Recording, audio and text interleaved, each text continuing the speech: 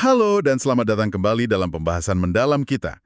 Hari ini kita punya satu bab spesifik nih dari materi yang Anda bagikan. Bab 19, buku Innovation Generation karya Roberta B. Ness. Judulnya menarik banget, inkubasi. Kita kan hidup di dunia yang rasanya nuntut gaspol terus-menerus ya. Harus produktif, harus sat-set-sat-set. Tapi, bab ini ngasih ide yang cukup radikal, mungin agak ameh malah. Kunci terobosan besar itu justru bisa jadi pas kita sengaja ngerem berhenti sejenak gitu. Bab ini nantang anggapan umum lah soal ide cemerlang yang katanya muncul tiba-tiba atau lampu nyala. Ternyata, ada proses penting di baliknya. Tepat sekali, ya. Persepsi lampu nyala itu seringkali ngelupain periode penting yang sama penulisnya disebut inkubasi. Dan ini bukan konsep iseng loh. Di buku ini inkubasi itu salah satu langkah kunci dalam kerangka kerja inovasi yang lebih gede, namanya PE Get in Mute. PE Get in Mute, itu singkatannya? Iya, singkatan dari Phrase a Question, Identify Frames, Generate Solutions, nah ini dia, Incubate, terus Meld Idea, dan terakhir Disseminate. Jadi misi kita kali ini ya benar-benar memahami peran vital dari jeda sama relaksasi mental ini buat ngelahirin ide-ide orisinal dari apa yang udah kita punya. Ini bukan soal males-malesan tapi justru fase strategis. Oke. Ini menarik. Fase strategis yang sering kita anggap nggak ngapa-ngapain. Ya udah, yuk kita bedah lebih dalam konsep inkubasi ini. Jadi apa sih sebenarnya yang dimaksud inkubasi menurut buku ini? Kalau definisinya ya, sumber ini ngejelasin inkubasi itu sebagai jeda. Jeda dalam proses inovatif. Periode ini tuh ada di antara pas kita selesai ngasilin banyak ide baru, mungkin abis brainstorming atau riset gila-gilaan, sama momen pas kita dapat wawasan transformasional. Tahu kan, momen aha gitu. Jadi ini waktu di mana ide-ide itu perlu dirami, diinkubasi, dibiarin berkembang di bawah sadar gitu. Oh, jadi kayak telur perlu dierami induknya sampai netes ya. Tapi yang menarik, tadi Anda bilang ini sering kejadian pas kita ngerasa nggak produktif atau malah buntu. Itu kan aneh. Betul sekali, dan disitulah salah satu poin pentingnya. Penulisnya nekenin kalau periode inkubasi ini seringkali muncul justru pas kita secara sadar ngerasa stuck. Atau lagi ngerjain hal lain yang nggak nyambung sama masalah yang lagi kita pecahin. Kenapa? Iya, kenapa tuh? Karena pas itulah pikiran sadar kita kayak mundur dikit, ngasih ruang buat pikiran bawah sadar kerja. Dia nyambung-nyambungin titik-titik yang tadinya nggak kelihatan. Ya intinya sih nyiptain semacam ruang mental yang anget dan tenang, ngebiarin ide itu tumbuh tanpa dipaksa. Wah, ini jadi inget cerita-cerita klasik soal momen eureka. Bukunya nyebutin contoh spesifik nggak sih? Kapan atau di mana biasanya momen kayak gini muncul? Ada. Dan contohnya tuh kita banget lah. Sumbernya nyebutin tempat atau waktu umum kayak pas lagi mandi, di pesawat. Mungkin karena kita kejebak nggak banyak distraksi ya. Pas lagi mimpi atau sering juga pas banget abis bangun tidur pagi-pagi. Oh iya ya. Ini kan bukan momen-momen yang kita jadwalin buat mikir keras ya kan? Justru kebalikannya, ini pas pikiran kita lagi paling rileks, nggak kebebanan tugas apa-apa. Jangan-jangan ide terbaik saya selama ini muncul pas lagi bengong di kamar mandi. Haha. Tapi sebenarnya apa sih tujuan biologis atau psikologis di balik perlunya jeda ini? Kenapa nggak bisa langsung aja gitu, dari ide ke solusi brilian? Pertanyaan bagus tuh. Jadi tujuan utama inkubasi, kalau kata penulisnya ya, itu buat nyampe ke kondisi mental yang bebas stres, bebas tekanan buat harus hasilin sesuatu. Kalau kita terus-terusan maksain diri, otak kita tuh cenderung kejebak di pola pikir yang itu-itu aja, ngikutin jalur saraf yang udah biasa dipakai. Masuk akal. Nah, jeda sama relaksasi ini seolah-olah ngebersihin papan tulis di kepala kita. Ini bikin koneksi-koneksi baru antar neuron, sel-sel otak kita bisa kebentuk lebih acak, spontan, nggak ketebak. Disitulah seringnya originalitas muncul. Ngebersihin papan tulis, analogi bagus tuh. Ada contoh nyata yang kuat nggak dari tokoh sejarah atau penemuan besar yang bisa ngambarin proses inkubasi ini di buku itu? Buku ini ngangkat satu contoh yang, ikonik banget dan legendaris. Kisahnya Siddhartha Gautama, yang kita kenal sebagai Buddha. Oh, kisah Buddha ya? Iya. Diceritain gimana beliau ngabisin waktu bertahun-tahun nyari pencerahan spiritual. Intensif banget. Beliau ngamatin kehidupan, belajar dari banyak guru, terus ngerenungin dalam banget soal masalah penderitaan manusia. Ini fase generate solutions atau identify frames yang panjang dan dalam banget. Iya, saya tahu bagian itu. Periode pencarian dan perenungannya emang luar biasa. Nah, terus inkubasinya gimana? Istirahat. Beliau duduk meditasi di bawah pohon Bodhi. Tujuannya bukan buat mecahin masalah saat itu juga, tapi lebih buat nyari tenang. Oke. Dan justru, dalam kondisi istirahat dan meditasi mendalam inilah, setelah semua kerja keras mikir sebelumnya, beliau konon mencapai pencerahan. Bodhi, momen aha, transformasional yang jadi dasar seluruh ajaran Buddhisme. Wow, jadi periode istirahat atau jeda mental abis usaha keras itu bukan cuma bonus, tapi justru jadi katalis buat wawasan terbesarnya ya. Ini benar-benar negasin argumen bukunya. Dan tahu nggak, sumber ini juga ngingetin kita kalau arti harfiah kata Buddha itu sendiri kan, yang tercerahkan atau the awakened one, kayak nunjukin pentingnya momen bangun setelah periode mikir dan jeda itu. Tepat sekali. Jadi kisah pencerahan Buddha di bawah pohon Bodhi itu bukan cuma soal istirahat fisik ya, tapi lebih dalam lagi soal kondisi mental spesifik yang tercapai pas itu. Dan kondisi mental inilah yang jadi inti konsep lain yang relevan banget dan dibahas dalam di bab ini, yaitu mindfulness atau kesadaran penuh. Mindfulness. Ya, penulisnya ngelihat ada kaitan erat antara proses inkubasi dalam inovasi sama praktik mindfulness yang akarnya dari tradisi kayak Buddhisme gitu. Mindfulness. Istilah yang lagi sering banget kita denger nih. Gimana buku ini ngejelasin atau ngaitinnya sama inkubasi tadi?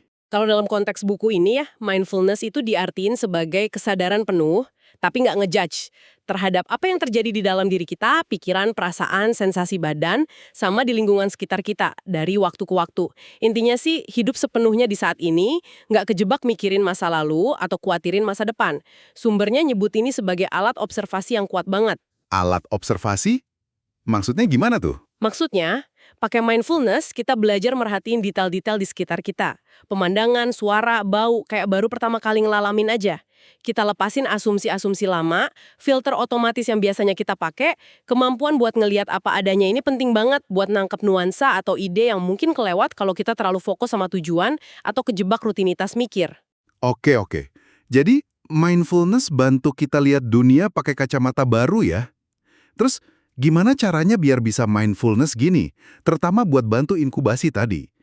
Ada alat atau teknik spesifik yang dibahas nggak? Alat utama yang diangkat penulis buat capai mindfulness dan ya secara nggak langsung bantu inkubasi itu meditasi. Meditasi dalam macam-macam bentuknya ya. Intinya latihan buat ngelatih perhatian sama kesadaran. Meditasi ya? Ya, praktek ini bantu ngebersihin pikiran dari berisik, mental khawatir, rencana, nyesel yang sering banget penuhin kepala kita. Nah, dengan ngebersihin noise ini, kita nyiptain ruang mental yang lebih jernih, yang bikin ide-ide atau koneksi baru bisa muncul ke permukaan. Meditasi buat inovasi. Kedengarannya menarik sih. Tapi selain potensi munculin ide, ada manfaat lain nggak dari meditasi yang disorot di buku ini? Mungkin yang lebih dasar gitu. Oh jelas ada. Buku ini nyorot banget manfaat signifikan meditasi buat ngurangin stres kronis. Nah ini kan masalah gede ya di zaman sekarang. Penulisnya jelasin gimana stres kronis itu bukan cuma soal perasaan gak enak, tapi punya efek fisiologis beneran. Efek ke badan gitu? Iya, disebutin kalau stres kronis bisa ngubah kimia otak, bikin kita lebih gampang cemas, depresi, terus bisa naikin tekanan darah, jadi faktor resiko penyakit jantung, stroke. Bahkan bisa neken fungsi sistem imun kita. Wah, neken sistem imun? Serius itu? Ada bukti ilmiah kuat nggak sih yang dukung klaim kalau stres bisa bikin kita gampang sakit? Ada. Satu eksperimen klasik yang lumayan menarik diceritain di buku ini. Dilakuin sama Sheldon Cohen dan timnya di Common Cold Unit English tahun 1991. Eksperimennya agak nekat sih. Gimana tuh? Mereka ngumpulin 394 orang sehat, terus minta mereka isi kuesioner detail soal tingkat stres mereka sehari-hari. Abis itu, sengaja ditetesin virus flu biasa jenis adenovirus ke hidung mereka. Hah? Serius ditetesin virus? Iya, terus semua subjek dikarantina 6 hari buat dilihat perkembangannya. Agak gila sih kedengarannya. Tapi pasti hasilnya menarik. Apa yang mereka temuin? Hasilnya jelas banget dan dukung dugaan mereka. tingkat stres psikologis yang dilaporin subjek sebelum kena virus itu ternyata berhubungan kuat sama kemungkinan mereka beneran jadi sakit flu. Sekitar 40% dari semua subjek emang sakit, dan yang ngelaporin tingkat stres paling tinggi punya resiko sakit jauh lebih tinggi dibanding yang stresnya rendah. Wow. Ini kayak ngasih bukti ilmiah buat omongan nenek yang sering kita dengar. Kalau lagi banyak pikiran atau stres, gampang kena penyakit, ya kan? Wow, jadi penelitian Yud Kohan itu secara ilmiah nunjukin apa yang sering kita rasain ya. Kalau stres emang bikin gampang sakit. Koneksi yang kuat banget. Terus gimana ini nyambungnya lagi ke ide dan inovasi? Nah, ini dia sambungannya yang penting banget. Sama kayak stres fisik bisa bikin badan lemah lawan penyakit, sumber ini argumennya kuat banget kalau stres mental itu secara aktif ngehambat kemampuan kita buat mikir jernih dan kreatif. Penulisnya bahkan ngasih pertanyaan retoris yang nusuk nih ke kita. Pernah nggak sih Anda dapat ide cemerlang pas lagi lari tergopok-gopok ngejar bus? Iya juga ya. Pertanyaan retorisnya kena banget. Saya coba bayangin diri lari ngejar KRL sambil dapat ide brilian. Kayaknya mustahil deh. Kepala pasti penuh panik sama target nyampe tepat waktu, bukan ruang buat ide baru. Persis, kondisi stres, entah karena dikejar waktu, cemas, atau kerjaan lumpuk, cenderung bikin pikiran kita nyempit, kayak pakai kacamata kuda gitu, tunnel vision. Kita fokus ke bertahan hidup atau nyelesain tugas urgent, bukan eksplorasi atau mikir nyebar yang dibutuhin buat inovasi. Bener banget. Stres itu kayak ngunci jalur-jalur saraf yang dibutuhin buat bikin koneksi ide baru yang nggak ketebak. Jadi, ngurangin stres lewat jeda atau meditasi itu bukan cuma bagus buat kesehatan fisik mental, tapi juga jadi strategi aktif buat ngebuka potensi inovatif kita. Strategi aktif ya, bukan cuma relaksasi pasif. Saya suka nih cara ngelihatnya. Ada temuan lain nggak soal gimana meditasi secara spesifik ngaruh ke fungsi otak terkait kreativitas? Bukunya nyebutin beberapa penelitian yang nunjukin dampak positif meditasi ke fungsi kognitif. Misalnya, meditasi rutin bisa ningkatin kemampuan konsentrasi sama percepat waktu reaksi. Oke. Yang lebih canggih lagi, studi pakai pemindahan otak kayak fMRI gitu, ke orang yang rutin meditasi nunjukin adanya perubahan pola aktivitas sama aliran darah. Kelihatan ada aliran darah yang lebih bagus sama konektivitas yang lebih kuat antar berbagai bagian otak, termasuk area-area yang biasanya nggak saling ngobrol. Koneksivitas yang lebih kuat antar bagian otak. Kenapa ini penting buat kreativitas? Soalnya, tugas-tugas mikir kreatif yang kompleks, kayak gabungin ide yang kayaknya nggak nyambung atau lihat masalah dari sudut pandang baru, itu diketahui ngaktifin banyak area otak barengan. Nah, kalau meditasi emang bisa ningkatin jalur komunikasi antar area-area otak ini, masuk akal banget kalau dia bisa bantu jenis pemikiran holistik dan konektif yang jadi ciri khas inovasi. Ini masih area riset yang berkembang sih, tapi temuannya menjanjikan banget. Oke. Ini semua kedengaran bermanfaat banget. Tapi, jujur aja nih, dengar kata meditasi, sebagian orang mungkin langsung bayangin harus duduk sila berjam-jam, diam total. Apa sekompleks itu? Gimana sama orang sibuk yang ngerasa nggak punya waktu? Itu kekhawatiran yang wajar banget, dan buku ini juga nyinggung itu kok. Kabar baiknya, penulisnya nekenin kalau mulai meditasi itu nggak harus berarti ngubah gaya hidup drastis atau investasi waktu berjam-jam. Ada banyak teknik praktis yang bisa dilakuin bahkan cuma beberapa menit aja. Oh ya. Iya, di mana aja, kapan aja, pas Anda ngerasa butuh jeda mental, mungkin di sela rapat, pas nunggu, atau bahkan di meja kerja Anda. Wah, itu melegakan sih. Bisa dikasih beberapa contoh teknik praktis yang disebut di buku ini nggak? Tentu, buku ini ngasih beberapa pendekatan meditasi yang bisa disesuaiin. Pertama, ada yang namanya vipassana. Sering diartiin melihat jernih atau pandangan terang. Vipassana. Teknik ini nekenin kesadaran sederhana. Jadi praktisinya cuma ngelatih diri buat merhatiin apa aja yang muncul di kesadaran, sensasi badan, pikiran, perasaan, suara sekitar, tanpa fokus ke satu hal dan tanpa ngejudge. Biarin aja pikiran datang terus pergi kayak awan di langit, nggak usah kebawa arus emosi atau ceritanya. Biarin pikiran melayang tanpa terikat ya. Kedengarannya agak susah dipraktekin pas lagi sibuk. Bukunya ngasih tips nggak biar nggak malah jadi ngelamun kosong atau justru makin stres karena ngerasa gagal meditasi? Pertanyaan bagus. Kuncinya emang bukan ngosonin pikiran, itu hampir mustahil soalnya. Tujuannya lebih ke nyadarin pas pikiran kita ngelantur, terus dengan lembut balikin lagi ke titik fokus. Bisa napas, sensasi badan, atau objek observasi, tanpa nyalahin diri sendiri. Justru proses nyadal terus balikin ini latihannya. Oke. Nah, teknik lain ada fokus pada indera. Ini lebih konkret. Anda sengaja arahin perhatian penuh ke apa yang ditangkap indera Anda saat ini. Misalnya, fokus ke semua suara yang Anda dengar semalam 1 menit. Terus pindah ke sensasi sentuhan, misalnya kaki di lantai, punggung di kursi, terus ke apa yang Anda lihat. Tujuannya sama, bawa diri ke saat ini jauh dari pikiran internal yang rame. Menarik juga. Lalu ada teknik yang populer banget dan gampang, menenangkan nafas. Variasinya banyak sih, tapi contoh simpelnya, coba gandain durasi hembusan napas dibanding tarikan napas. Misalnya, tarik napas pelan 4 hitungan, terus hembusin lebih pelan lagi 8 hitungan. Ulangi beberapa kali. Ini secara fisik bisa aktifin respons relaksasi tubuh. Yang penting jaga badan tetap rileks, biarin napas ngalir dalam dan rata. Tarik 4, buang 8. Oke, kayaknya bisa dicoba. Ada lagi? Terakhir, buat sebagian orang lebih gampang fokus kalau ada jangkar yang lebih stabil. Ini bisa pakai fokus pada mantra atau objek. Mantra itu ngulang kata atau kalimat pendek terus-terusan dalam hati, misalnya tenang, damai, atau apa aja lah yang cocok buat Anda. Atau bisa juga fokus visual ke satu objek luar yang nenangin, kayak nyala lilin, air mancur, atau bahkan pola di karpet. Vipassana, fokus indera, nafas, mantra objek. Jadi macam-macam ya caranya. Nggak harus satu gaya aja. Apa benang merah atau tujuan utama dari semua teknik beda ini menurut penulisnya? Benang merahnya, kayak yang disimpulin di buku, itu buat ngelatih kemampuan kita buat hadir sepenuhnya di momen sekarang ini.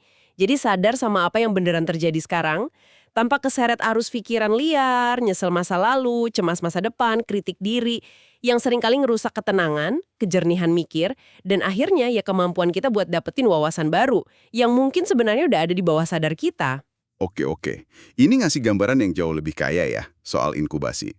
Jadi kalau kita tarik kesimpulan utama nih dari pembahasan mendalam kita soal bab 19 ini, gimana? Iya, kesimpulan utamanya sih inkubasi, periode jeda, relaksasi mental, ngeramin ide itu bukan kemewahan atau tanda males, tapi bagian krusial dan aktif dari proses inovasi.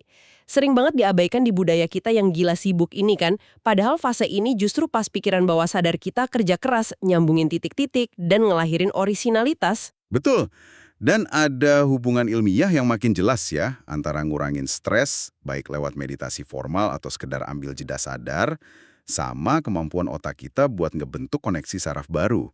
Contoh, Buddha yang dapat pencerahan pas istirahat, terus penelitian Cohen soal stres sama gampang sakit itu, dua-duanya nunjukin kuat banget betapa pentingnya kondisi mental yang tenang dan terbuka buat dapat terobosan. Tepat, ngurangin stres itu bukan cuma biar ngerasa enakan, tapi secara harfiah bisa membuka kunci potensi kreatif otak kita yang mungkin kehambat sama tekanan sehari-hari. Ini benar-benar ngubah cara pandang soal istirahat dan nggak ngapa-ngapain sih. Nah, sekarang pertanyaan reflektif buat Anda pendengar kami. Jadi, apa artinya semua ini buat Anda dalam kerjaan atau hidup Anda? Gimana caranya Anda bisa mulai secara sadar nyiptain lebih banyak ruang buat inkubasi di tengah jadwal padat? Ada nggak sih momen-momen jeda kecil, mungkin pasti jalan, nunggu, atau pas olahraga ringan yang bisa Anda manfaatin secara beda? Bukan buat ngisi dengan info lagi, tapi buat biarin pikiran sedikit ngelantur gitu. Dan sebagai pengkiran dan penutup yang mungkin agak provokatif ya, coba kita renungin ini. Di dunia yang nggak henti-hentinya nuntut cepet, efisien, produktif, terukur, jangan-jangan tindakan paling inovatif yang bisa kita latih justru kemampuan buat berhenti sejenak. Belajar buat nyaman sama jeda, biarin pikiran kita ngelana tanpa agenda jelas. Gimana kalau nggak ngapa-ngapain secara sadar sesekali, itu bukan waktu kebuang, tapi malah investasi paling strategis buat nemuin terobosan Anda berikutnya. Pertanyaan yang dalam banget buat direnungkan. Terima kasih udah nyimak pembahasan mendalam kita kali ini soal kekuatan jeda dan inkubasi. Semoga bermanfaat ya, dan sampai jumpa di kesempatan berikutnya.